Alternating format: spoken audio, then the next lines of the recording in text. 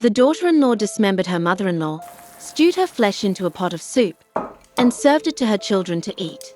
The family devoured it ravenously. When she stood trial in court, she claimed she didn't know it was a crime, and she had no concept of breaking the law. When asked why she cooked the body, she chillingly replied that it was because the family hadn't eaten meat in too long. Instantly, the topic of mother-in-law and daughter-in-law relationships sparked heated debate. What kind of deep-seated hatred could drive a daughter-in-law to such brutality?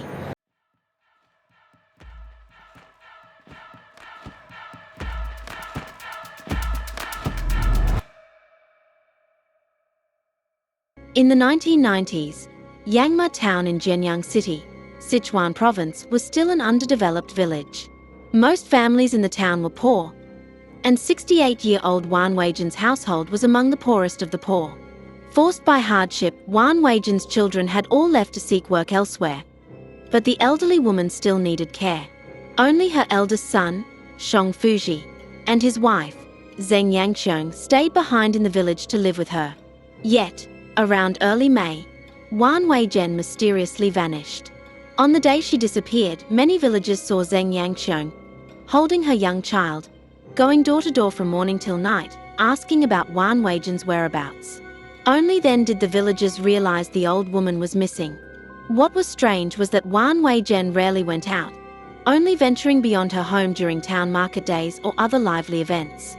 Plus, due to her age and poor mobility, where could she have gone? But with the situation urgent, the villagers didn't overthink it. Fearing something might have happened to her, they all joined the search.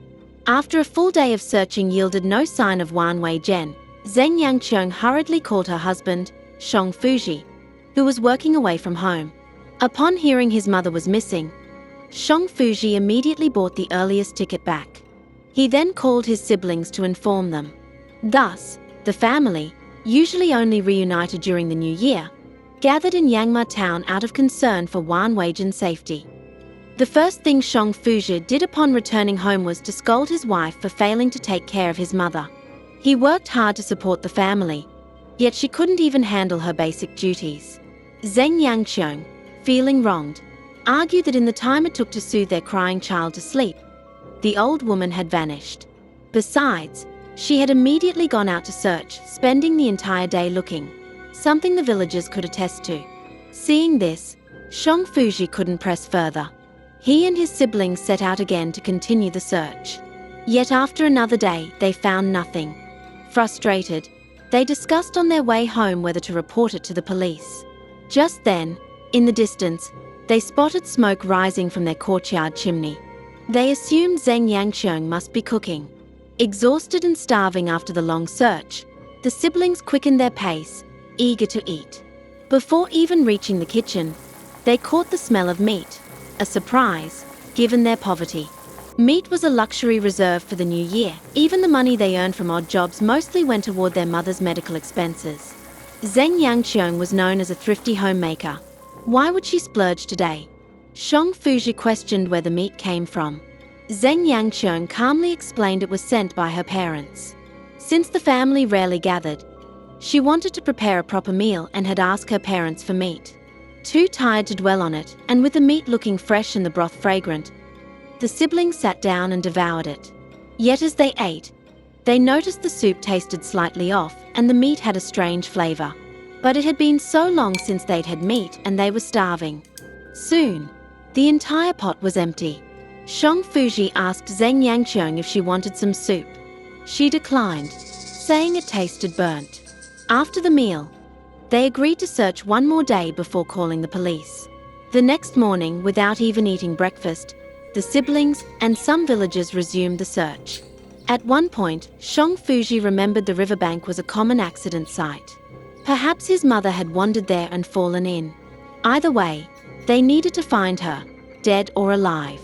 Near the river, they passed a vegetable plot belonging to Wan Weijian. Distracted and anxious, Shong Fuji tripped over a clump of dirt. Cursing his bad luck, he got up and noticed the soil looked freshly turned. When he stepped on it, it felt like something was buried beneath. A bad feeling struck him. He called his siblings over and began digging with his hands. What he uncovered horrified them. With the help of the search party, they unearthed dismembered body parts chopped into pieces, recognizing that it was Wan Wei Jen. Clearly, she hadn't just disappeared. She had been brutally killed. After discovering the remains, the siblings immediately called the police. Authorities sealed off the site and began questioning villagers. Neighbors revealed Wan Wei Jen and her daughter-in-law had a strained relationship, often arguing. In the days before her disappearance, loud fights between them had been heard. Police then questioned Zheng Yangqiong about the details of the disappearance. But Zheng Yangqiong remained eerily calm, showing no urgency. This made her the prime suspect. Under interrogation, Zheng Yangqiong shockingly confessed. What kind of hatred could drive a daughter-in-law to such extremes? At the Zhenyang Detention Center, Zheng Yangqiong spoke openly to reporters and police. In 1997, Shang Fuji married Zheng Yangqiong. Newlywed Zheng Yangqiong had hoped to build a better life with her husband. But reality fell short. Wan Wei Jen was two-faced. To outsiders and her son, she played the loving mother-in-law. But alone with Zheng Yangqiong, she constantly berated her. Zheng Yangqiong, never one to back down, fought back fiercely. Their relationship worsened over time. After Zheng Yangqiong gave birth to a daughter the next year, tensions escalated. Wan Wei Jen no longer hid her contempt, even publicly calling Zheng Yangqiong a useless hen for not bearing a son. Sometimes, in fits of rage, she would even hit her. Though furious, Zheng Yangqiong held back. After all, Wan Wei Jen was elderly, and her husband always took his mother's side.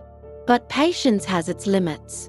On the night of May 4, 1999, as Zheng Yangqiong tried to soothe her crying daughter, Wan Wei Jen stormed in, shouting that she was a terrible mother for not weaning the child yet. Her loud yelling startled the baby, who wailed even harder. Heartbroken, Zheng Yangqiong snapped back. This only enraged Wan Wei Jen further, who lunged at her, biting and hitting. Zheng Yangqiong set the child down and fought back. But Wan Wei Jen, being older, was no match for the 24-year-old. Soon, she fled, screaming for help.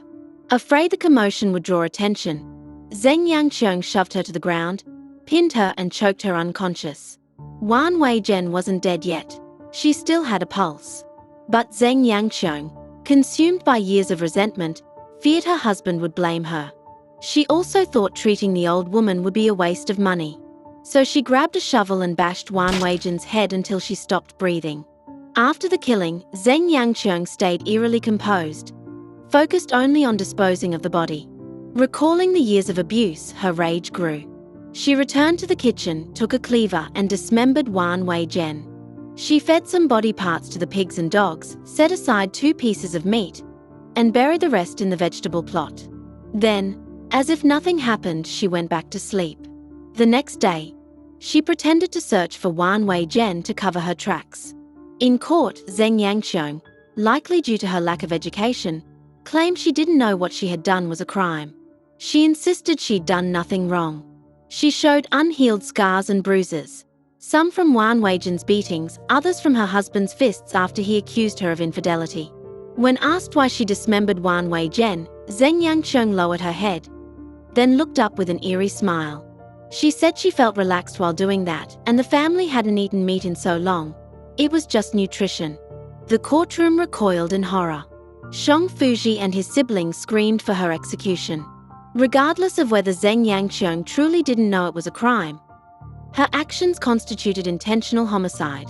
Wan Wei Jen wasn't innocent, but Zheng Yangqiong's malice was extreme. She could have saved Wan Wei Jen after choking her, but chose to kill and dismember her instead.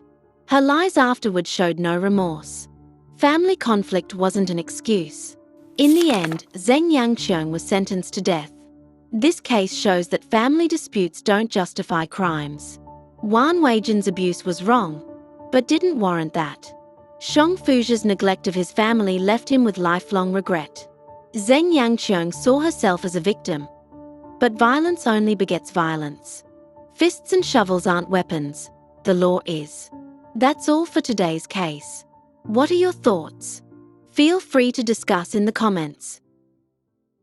That's all for now. If you enjoyed this case, don't forget to like and subscribe.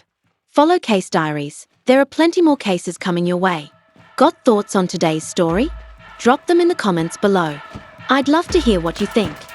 See you in the next one.